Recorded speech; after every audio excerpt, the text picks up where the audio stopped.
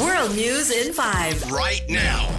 News and developments making headlines around the world in 5 minutes. World News in 5. Here on Radyo Pilipinas World Service.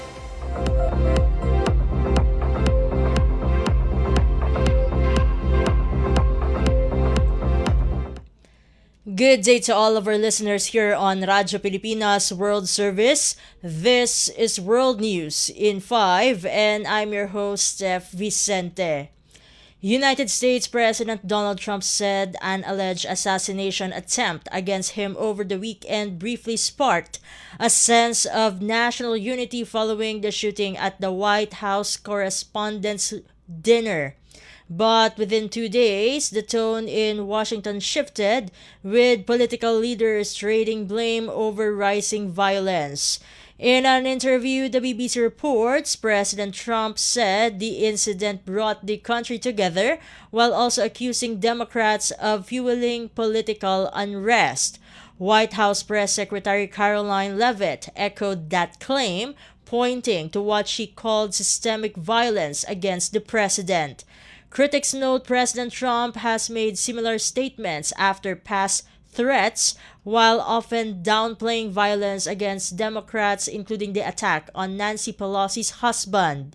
As security concerns remain high, the broader political divide appears to be deepening despite calls for unity.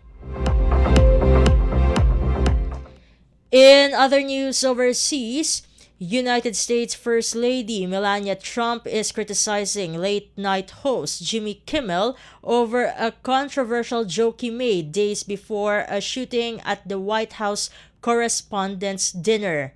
The BBC reports Kimmel had referred to her as an expectant widow during a parody segment ahead of the event, a remark the First Lady called hateful and violent. The First Lady urged ABC to take action, saying the comedian's comments go beyond comedy and contribute to political division in the country. The criticism comes after a gunman opened fire during Saturday's dinner in what authorities believe may have been an attack targeting members of the Trump administration. In a post on X, the First Lady said figures like Kimmel should not be allowed to spread hate into American homes. U.S. President Donald Trump also condemned the remarks, calling them a call to violence and demanding that Kimmel be fired by ABC and its parent company, Disney. And finally, King Charles III and Queen Camilla have arrived in the United States, touching down ahead of a 4-day state visit. The royal couple is expected to disembark shortly and begin a series of official engagements.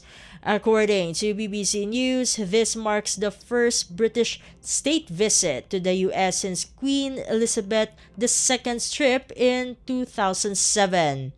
During that historic visit, the late monarch, joined by Prince Philip, met with then U.S. President George W. Bush. She was honored with a 21-gun salute, attended a state banquet, and visited a replica of a ship that carried early English settlers across the Atlantic in 1606.